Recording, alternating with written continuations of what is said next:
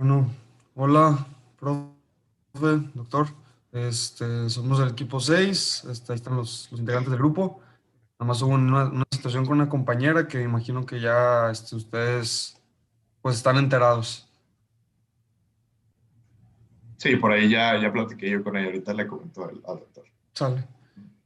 Bueno, en la primera actividad, la obtención de las estadísticas descriptivas, lo que hicimos primero pues fue cargar el archivo que nos compartieron ustedes a Google Collaborative. Usamos Pandas para pues obtener los datos, ¿no?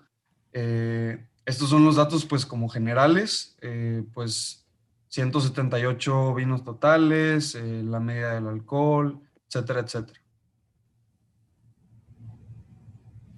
Eh, bueno, en la actividad se nos encargó hacer 5 preguntas. Aquí pusimos tres nada más, las que creíamos que eran un poquito más importante.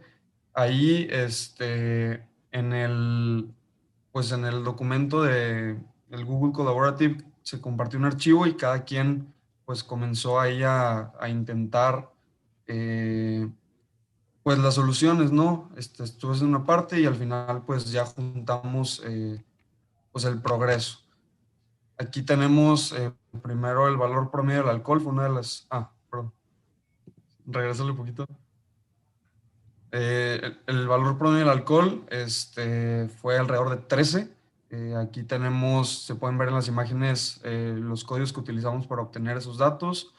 El mayor valor de ácido málico fue de 5,8 y los vinos que tenían menos de 350 en prolina fueron 8 vinos. Bueno, después nos enfocamos más que nada en la media, mediana y la desviación estándar. Nos dimos cuenta que la mayoría se encontraba dentro del margen de error, pero había algunas asíntotas, como en el caso de la prolina y el manganeso. Entonces, pues pudimos ver que el margen era bastante grande y por lo tanto los datos eran bastante dispersos. Eh, bueno, viéndolo un poquito, ¿le puedo regresar? Ah, gracias. Bueno, pues nos dimos cuenta de que habían ciertas cualidades de los vinos que sí eran como bastante replicables, en los cuales no tenían los rangos de error bastante grandes, pero también nos dimos cuenta que había algunas cosas que sí variaban bastante. Y con la parte de correlación, ¿puedes pasar al siguiente, por favor? Bueno, usamos Minitab para crear una tabla de correlación de las variables y después se hizo uso de Excel para poder hacer las cajas de bigotes.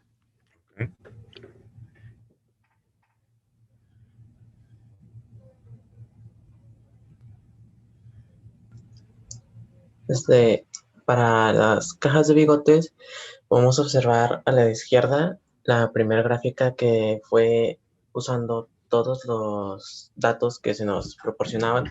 Como se puede observar, solo uno se puede apreciar de buena manera y los demás demasiado pequeños. Esto es por una diferencia de escalas. Entonces, después del filtrado, podemos ver a la derecha comparación entre variables que están en las mismas escalas y en los mismos rangos, y se puede apreciar de mejor manera cómo es que están ligadas, relacionadas y pues, sí, en los mismos valores. Y luego tenemos los patrones K-means de clustering. Lo primero de las primeras cosas que se hicieron fue obtener la K a usar en nuestra función eh, de la librería de pandas.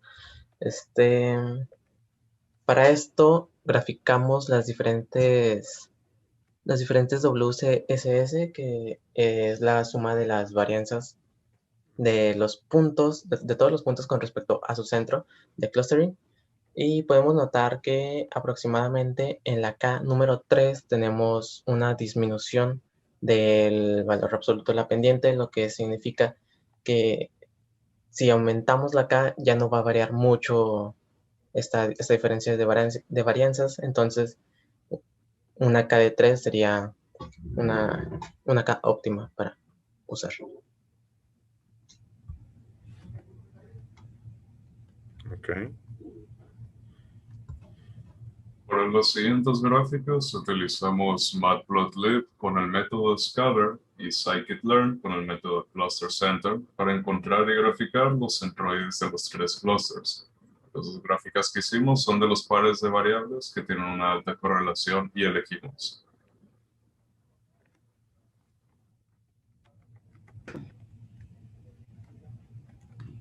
Ok, como reflexión de grupo, obtuvimos que después de observar estos resultados que obtuvimos mediante este proceso de data mining, donde recolectamos todos los datos, los organizamos y luego obtuvimos conclusiones, descubrimos que había tres diferentes grupos en los vinos, que coincidía con la investigación de esta situación problema.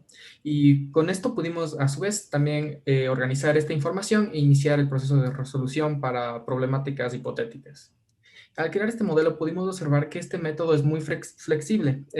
Me refiero también como que a los diagramas de caja hasta los de clustering. Todo esto se puede aplicar con diferentes variables. Se toman estas variables, se ajustan dependiendo de la situación y se agrupan datos de acuerdo a sus características. Dependiendo si se trata de un producto o una decisión, se debería acercarse al problema de diferentes maneras. Bueno, para un producto se consideraría primero el sabor y la calidad. Como vimos en nuestra investigación, variables que tenían que ver con las proteínas, que eran como los flavonoides o de 280 y el total de fenoles, tenían un efecto directo con la amargura, y la otra variable que consideramos, que era el matiz y el ácido, tenían una relación con la dulzura del vino.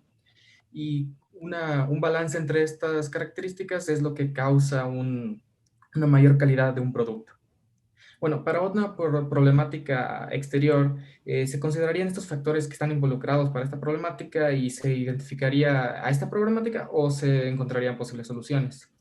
Un ejemplo que pensamos sobre esto sería como relacionar los grupos de riesgo que tienen que ver con el vino, por ejemplo, con el consumo de alcohol y la expectación de vida, o como también encontramos en nuestra investigación, que los vinos son más saludables de cierta manera, que contienen menos azúcares y contienen más proteínas. De esta manera también podríamos incluir estas dos variables con relación a la expectación de vida para generar así una solución a esta problemática. Bueno, eso sería todo. Muchas gracias.